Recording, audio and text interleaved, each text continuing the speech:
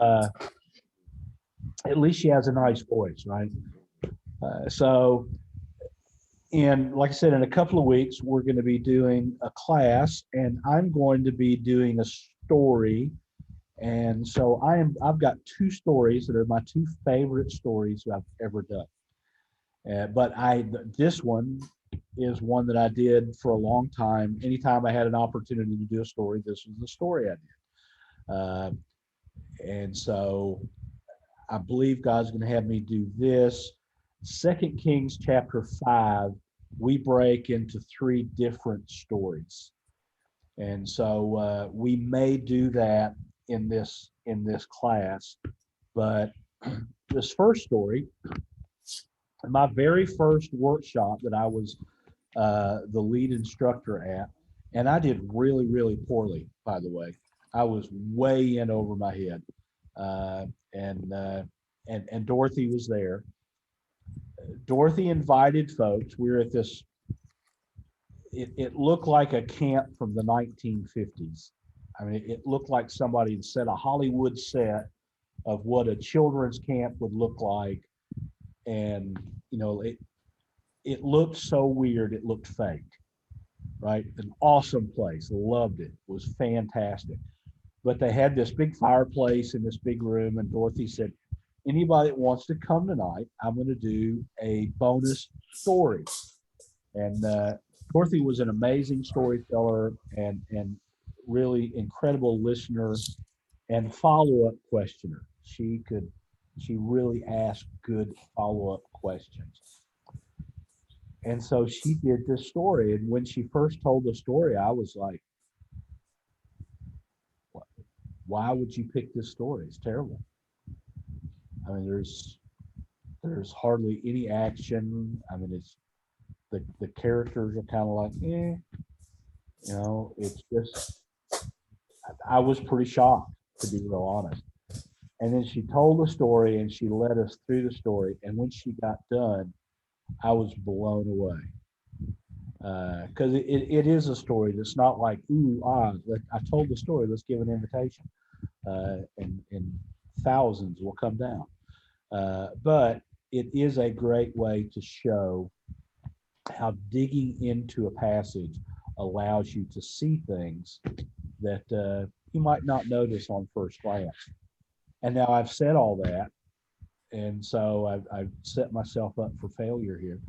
But in this story, we have there's a guy named Naaman, and no, he's not being baptized at this point, but he's got leprosy, which up to now we only have one case of a leper being healed, and that was Miriam. That God healed her, but there's no cases of a prophet healing someone of leprosy. It was essentially a death sentence. Now, our story is set not in Israel or Samaria, as it was called during the time of the story, but it is set in Syria. And so, very often when I tell the story to people with a Christian or Bible background, they automatically assume certain things about lepers from what we know from the Bible, but Syria did not have the same regulations or expectations that the Israelites did, right? So we're not told specifically what rules there were for people hanging out with lepers or whatever. We don't know who the particular kings of the countries are at this point. All we know is it's the king of Syria and the king of Israel. And I think that's it. So here's our story from God's word. Now, Naaman was a great and honorable man in the sight of his master, the king of Syria, because through Naaman, God had given Syria victory. Naaman was a mighty man of valor, but he was a leper. Now, one day, the Syrian army went into Israel on a raid, and they brought back captive a young girl from Israel. And this young girl ended up serving Naaman's wife. Well, one day the young girl said to her mistress, "If only my master was with the prophet who's in Samaria, he'd heal him of his leprosy." Well, when Naaman heard what the young girl had said, he went to his master, the king of Syria, and said, "This is what the little girl from Israel said." And the king of Syria said, "Well, go, and I'll write a letter to the king of Israel." So Naaman went. He took 150 pounds of gold, 750 pounds of silver, 10 changes of clothes, and the letter. And when the king of Israel read the letter, "I am sending my servant Naaman to you that you may heal him of his leprosy," the king of Israel tore his robes and said, Am I God that this man sends Naaman to me? Am I God to kill and make alive that this man sends his servant to me?" Think about it. He's trying to pick a fight. Well, when the prophet Elisha heard that the king had torn his robes, he sent word to the king of Israel and said, "Send Naaman to me so that he will know that there is a prophet of God in Israel." And that's our story from God's word. So now we get you guys to help me retell this story. Now, Naaman was a great and what kind of man? Do you remember? Honorable? Yeah, great and honorable man. In whose sight? The king. King of Syria. Kings In of sight Syria. of his master, the Mhm. king of Syria, because God gave him the victory over Mm. his enemies. God gave Syria victory through Naaman. Naaman was a Mighty. mighty man of valor. He had a tiny little problem. Leper. Leprosy. Lepers. Yeah, Leprosy. he was a leper. And the Syrian army, they went into a country on a raid. You remember where it was? Jerusalem. Israel. In Israel. Israel. Or Samaria. And they brought somebody back with them. Little girl. Little girl. Yeah, a little girl. And who did she end up serving? Naaman's wife. Naaman's wife. Yeah, Naaman's wife. And one day she said to her mistress, "If Only my My master. would go to see the prophet in Israel. if only my master was with the prophet who's in Samaria, what would he do? Heal him. Yeah. Yeah, he'd heal him of his leprosy." Now, when Naaman heard this, he went, "What a crazy little girl. I can't believe she believes that somebody can heal somebody of leprosy." No. Is that what he said? No. No. Where did he go? He went to his master. Yeah, he went to his master, the king of Syria, and said, "This is What the girl said. this is what the little girl from Israel said." And the king of Syria said, "Well, Go. I will send a letter. I'll send a letter. yeah, I'll write a letter." Do you remember who it was? King of Samaria. Yeah, he's going to send a letter to the king of Samaria. So Naaman went, and he took some things with him. Gold, silver, 10 pieces of 700 clothes. pounds of gold. 100 No, no, pounds of 50. gold, 700 pounds of silver. 700 pounds of silver, and 10 10 sets of change, fancy clothes. change of Yeah. clothes. 10 sets of non-Walmart clothes. And one other thing, The letter. And the letter. And then the letter.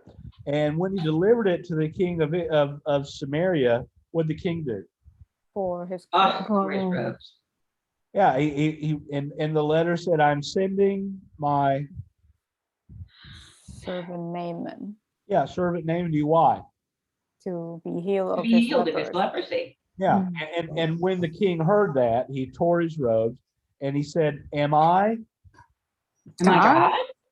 to To kill or to make save? alive? Yeah, kill or make Mhm. alive. Very good. That this man sends Naaman to me." And then he said, It's a trick. It's trying to. He's trying to pick a fight. yeah, think about it. He's trying to pick a fight. And when the prophet Elisha heard that the king had done what? Tore his On his robe. robes. What did he say? Send the Naaman to Naaman me. to me. Yeah, send Naaman to me so that You will know there is a prophet of God Yeah. in Israel. you'll know there's a prophet of God in Mhm. Israel. And that's our story from God's word. So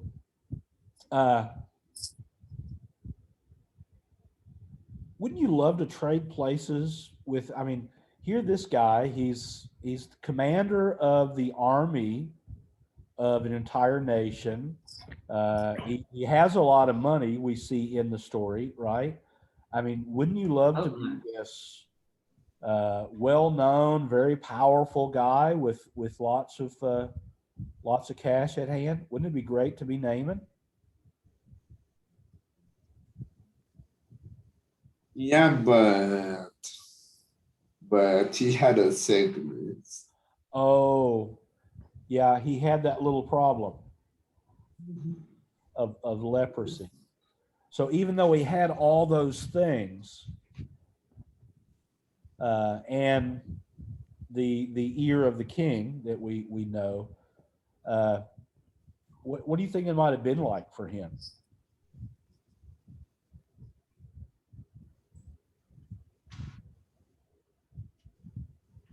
Probably lonely. Hmm. Because even though they don't have like the Jewish law, but people might not get too close to him, just a little icky. Okay, yeah, probably not going to run up and hug him, right? Yeah. But when you're in leadership, it's sort of like that anyway. Leadership itself can be isolating. Yeah, that's true. Um, That's true. The boss doesn't get invited out to drinks with everybody, and you got other people, but they got a lot of face to save as well. So Yeah. Yeah, that's a good point. Yeah, Johnny. Yeah, if you need to stay away from everybody and if you're in a horrible condition, having a lot of money isn't gonna help you anyway. Yeah. Well, let's look at the first part of the story. Now, Naaman was a great and honorable man in the sight of his master, the king of Syria, because through Naaman, God had given victory to Syria. Naaman was a mighty man of valor, but he was a leper. Well, let's kind of stop right there.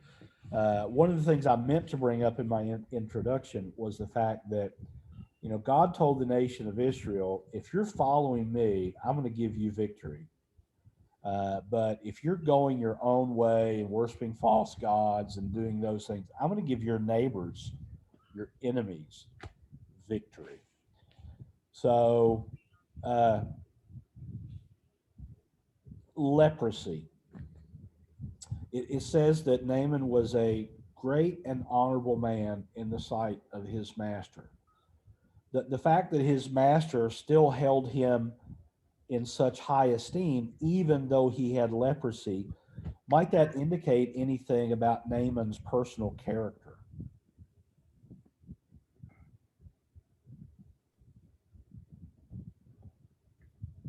See anything there? Do you think if Naaman had been a jerk, do you think the king would have? No, I think he is very skillful, and he has a lot of talents, and he really is a good fighter or commander or something. Yeah, and it is very useful for king. Yeah, and that good fighter part. I mean, we're told he was a mighty man of valor. I wonder, do you think having leprosy might help someone to be more courageous in battle, to be willing to take more risk? Yeah. Maybe his leprosy is not that not that bad. Just a little bit. I don't know. I think about the skin disease, and Yeah. sometimes that's not too bad. What do you guys think? And he can just cover it and nobody sees it, and he can still pretend very. Yeah.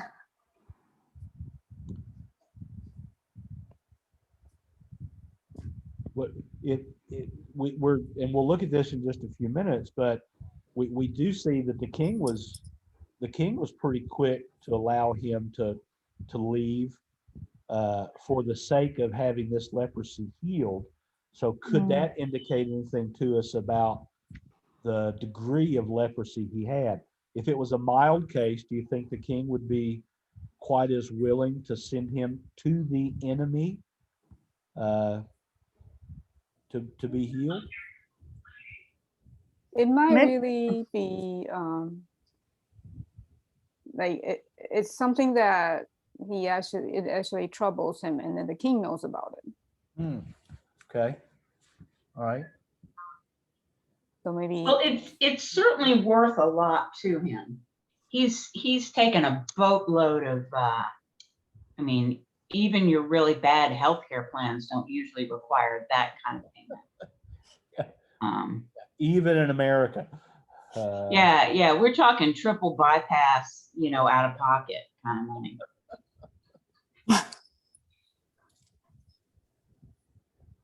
I know I have when I was in grade school in Taiwan, I have a classmate had really, really bad. Now I think it's asthma, but at that time we're all little, we don't know. He just has like his whole body is just white and he looked like a 90-year-old boy. Oh my. But then it's not contagious. Like his mom keeps telling us it's not contagious, but then like, because we're all kids, we don't know better. Like we're all like very like, okay, we don't touch you, Yeah. And that reminds me of him. Like, so yeah, he, in that classmate of mine, he doesn't care much. He would do the weirdest thing at school, either to get attention or either to win, popularity, or he just don't care because he has no friend anyway. Yeah. Well, that's a good point. I think most of us probably growing up had those friends that had something special about them that very often would lead them to do those kind of things. Well, let's look at the second part of this story. So the Syrian army went on a raid into Israel. They brought back captive a young girl, and she ended up serving Naaman's wife. And one day she said to her mistress, if only my master was with the prophet who's in Samaria, the prophet would heal him of his leprosy. And when Naaman heard what the young girl said, he went to the king of Syria and told him. So, and we'll just kind of stop right there. So it's real easy for us to read this part of the Bible story. So it says they went into Israel and brought back captive a young girl. So they saw her on the corner and say, hey, here's $20. We want you to come with us. I mean, what do you envision that looking like, to bring back captive a young girl from her home country? Well, it's kidnapping. Okay, kidnapping. They may have killed her whole family, and it's their practice to not leave behind the orphans. I mean, young girls can't be all that valuable. Maybe it wasn't a really successful raid. Yeah, I went to Samaria, and all I got was this kid.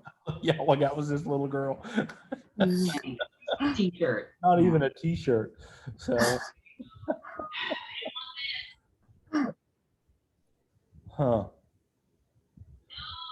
And so this little girl is serving Naaman's wife. And she says, if only my master was with the prophet who's in Samaria, he would heal him. What might we learn about Naaman and his wife from the fact that this young girl who was kidnapped, possibly her family killed, we're not told, but probably not a pleasant experience. I think it's pretty safe to assume, right? But what might we learn about Naaman and his wife from the fact that this young girl wanted Naaman to be healed? That they would treat her almost like a daughter. Okay. They were different than all of the other series, I suppose. But it does say that she was a servant, right? So she was working and serving. But what do you guys see about maybe not like a daughter, but I think Yeah, they treat her well. Hmm. Yeah, just. They had a good respect.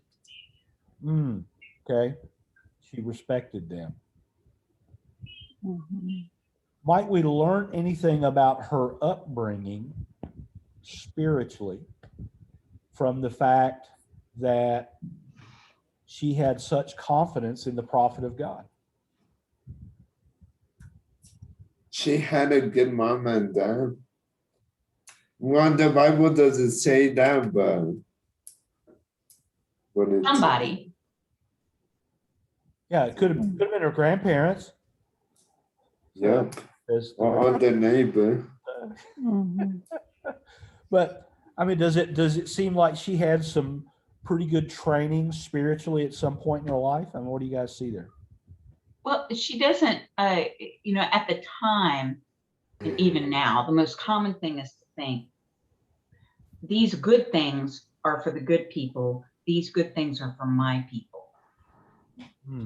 And so that she would see that the prophet of Israel or the prophet of Samaria could heal this foreigner is a bigger faith than probably even a lot of people in Israel would have. And you remember we talked about in the introduction, had there been any prophet that we have a record of healing somebody of leprosy at this point? Didn't Elijah do it? No, I don't know. Nope. She's heard something that's made her really impressed by the prophet. She's heard of some miracles that he's done, I would say. Well, do you see her taking any risk here?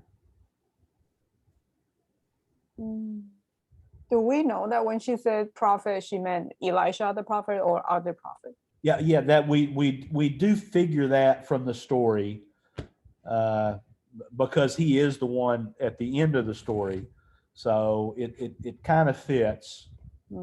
But that's a good question.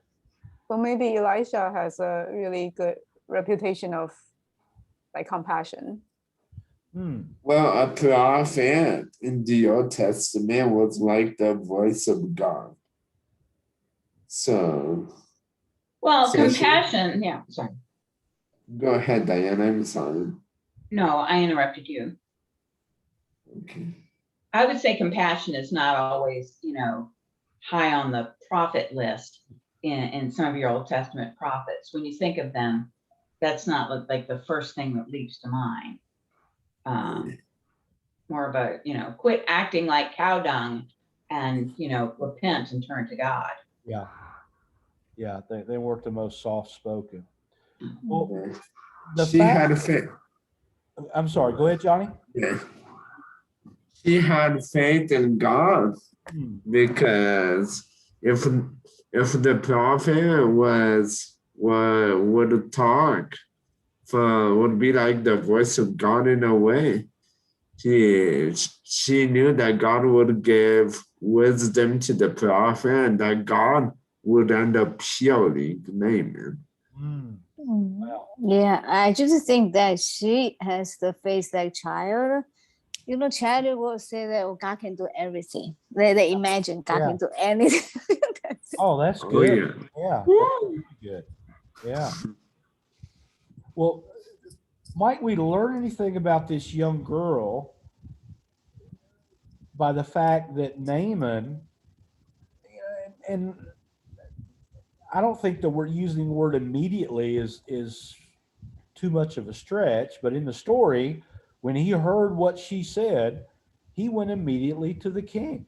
Uh, I mean, is Naaman taking a little bit of a risk there, going to the king of his country, even if they have a good relationship, and saying, "Hey, this little girl from Israel said I can be healed."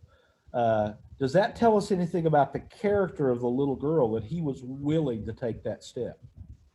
Didn't he hear it from his wife? But when the story says, when Naaman heard what the little girl had said, No, So- but the little girl said, didn't she say to her mistress? he said to her mistress, yes, but he did hear what came from the little girl, Yeah, even if it was through the intermediary of his wife. but I'm thinking if it comes through the wife, that means first there's a kind of vote of confidence from the wife. Okay. And if she does, she's also taking a bit of a risk. Well, might that tell us She's got a choice to pass it on or not. might that tell us anything about the relationship between Naaman's wife and himself? I mean, does it seem like she wanted him to be healed?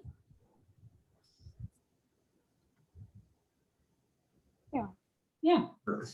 Now, we're not told when Naaman got leprosy or how long he'd had it, but a man who was a high-ranking officer, and we kind of talked about this a little bit when we talked through the life of Joseph. Do you think he would have had a homely wife? Or do you think he would have had a good-looking wife? She's pretty and well connected, probably. Well, From everybody, from the right family, and she's good looking, and she's probably younger, since it's likely that he did some establishing of his military career. May have done some establishing of his military career first. everybody God makes is good looking because he doesn't make anything wrong. Yeah. Yeah, we're all gonna jump right in there, Johnny. I can see myself in this camera, so well, do we learn anything about the character of Naaman's wife and of Naaman from the way they respond in the situation, from the fact the little girl wants him to be healed, from the fact Naaman's wife wants him to be healed? Do we learn anything about the personality of these people? Can we surmise some things? I think that the wife has a good part to do with this, but I think one of the reasons why, I don't know if this answers your question, but I think one of the reasons why he didn't have any problem like talking about the little girl to the king is because Naaman was well respected, and we already knew that Naaman was well respected for the king. He was a very respected man. So if he brought it up, he would be able to defend the little girl from the king because he had high respect for the king. I don't know. Well, I mean, and you just threw something else in there. The king also wanted Naaman to be healed, right? I mean, so much that he's writing a letter to a king that's less powerful than him, but still, there is always that when you write a letter like that, you're kind of putting yourself out there a little bit, right? So the fact that everybody wanted Naaman healed, if Naaman had been a jerk and a pompous individual, do you think people would have been as quick to want him to get better? Uh-huh. So that tells you that Naaman was a sweetheart. Well, I don't know if I would go quite so far as to say sweetheart, but Charismatic. charismatic. Yeah. Maybe a little pragmatic. You know, he's not, and he's not looking down on this little girl. You could look down on her because of her youth, which her status is even low for a girl, and she's a foreigner. And yet he doesn't hold any of this against her. And we know that children, you know, don't show the best judgment sometimes. They exaggerate or they leave out really key factors, and yet there's something that moves this guy, and maybe it's just the Spirit of God that, you know, wants Naaman healed and gives this little girl favor. Well, let's look at the next part of this story real quickly. So he goes to the king and says, "This is what the little girl said." The king said, "Well, go. I'll write a letter to the king of Israel." And so Naaman left, and he took 150 pounds of gold, 750 pounds of silver, 10 changes of clothes, and the letter. Do we learn anything about Naaman's expectation of a religious man? Right? They want gifts. They want gifts. Well, I think there's a part of you that says, dang, I wish I hadn't just recently been rating these people. This is not going to put me on most favored list. What's going to get me over that hump? You know, what if it turns out that, you know, the prophet, you know, had a niece in that, or in that village, or, you know, used to live there, or, you know, his servant, you know, this is like just one of those, like, shoot, I wish I'd been raiding some other country recently. And yet the little girl, I wouldn't know about it if it weren't for her, but this is delicate. And sometimes you can get over things that are delicate with gobs of money. It's been known to be influential. And you don't know, maybe you're going to have to pay it to the king, you know, maybe to get access to the prophet, maybe to get access to, you know, maybe there's just a bunch of palms to be breathed before you finally get to the prophet. Yeah. Yeah. The letter doesn't really say prophet, right? The letter just say, like, here's my servant, heal him. Yeah, and that's a great point. So the king of Syria sent a letter to the king of Israel, and in the letter he said, "I am sending my servant to you so that you may heal him of his leprosy."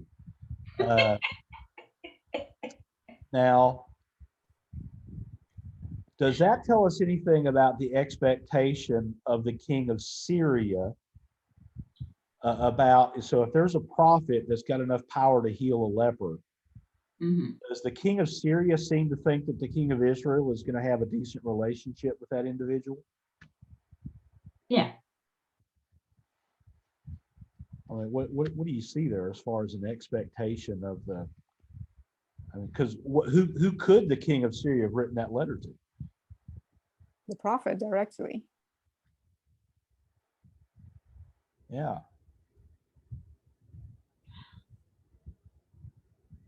Well, I think if you write it to the king, it says, I'm on a diplomatic mission.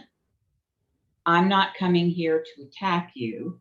I'm coming here to see the king.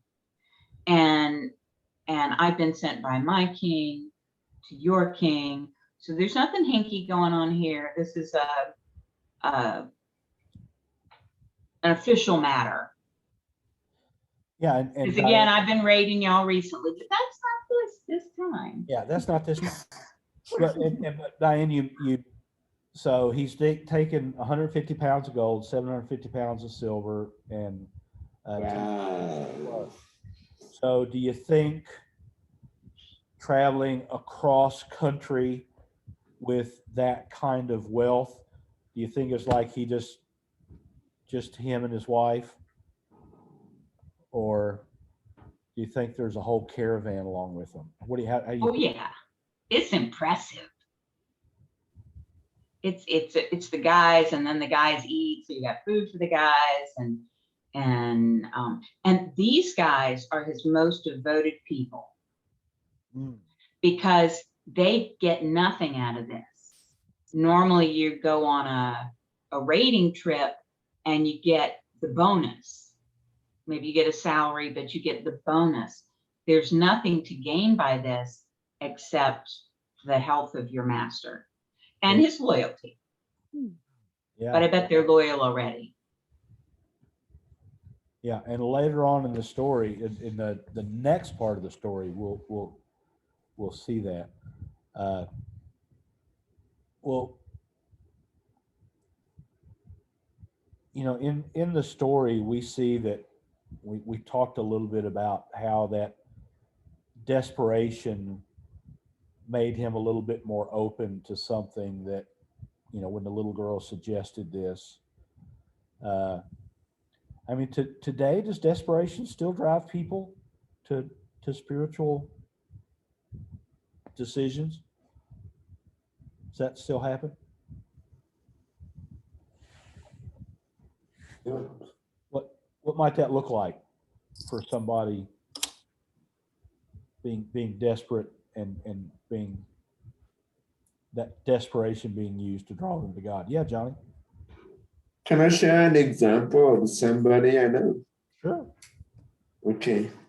So one of the guys that I know, he came to ask me because he had two options. Number one, could keep helping God in the rehab center, or number two, go, because they were getting ready to open up schools again. Go back to college and finish his law degree. So then he didn't know what to do, if he should stay in the center and help out, or if he should go to lawyer school to become a lawyer. I mean, to law school.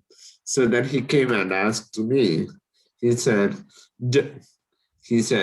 Johnny, what should I do? Should I go off to law school, or should I go to, or should I stay and help you? And I said, well, let me tell you this. What did God tell you to do? He said, I don't know. And he said, and I know God speaks to you, so can you tell me? I'm like, well, ask God. And he said, but Johnny, please tell me, what should I do? I said, ask God. Anyway, he asked God after asking several other people who told him exactly the same thing. God gave him a lot of Bible scriptures and told him that he should stay and help work. Wow. But he was kind of desperate because he didn't know what to do at the time. Yeah. Yeah. You know, I've the stuff going on in Iran right now, spiritually is just incredible. You know, the work that God is doing there. Actually the work God is doing among the Muslim nations is unparalleled. We're seeing something happen in our lifetimes that's never ever happened before, and it's all come about through the face of persecution, of that desperation of people crying out to God, and you know, so sometimes that's, my father-in-law, who passed away about a year ago, I've got a granddaughter who was born 5 years ago, and all kind of special things were going on. My daughter's water broke at like 17 weeks, and it was quite a ride. It was quite a journey, and she was born perfectly well. She almost died several times after she was born, but mentally she's fine, physically she's fine, developmentally she's right where she needs to be. But after she lived, my father-in-law said, you know, there's no way I can deny God anymore, because there's no explanation for what happened in Elisa's life. You know, and for us, it was a miserable time. I mean, it was just hard. You know, being called into the hospital to say goodbye to a baby is just miserable. And yet God used even that desperation, you know, to reach somebody we prayed for almost 40 years, and reach him just in time, you know, before he passed. So, and you know, as we see things happening, like the things we see happening in China, the things we see in the Middle East, in Cuba, South Africa right now, as we're praying, we should pray those same kind of prayers. God, in these times of desperation for the individuals who are living there, meet them and use these circumstances to draw them to you. Because it's during that transition time that God can do some great works. So, well, thank you guys. I'm about to hit stop here.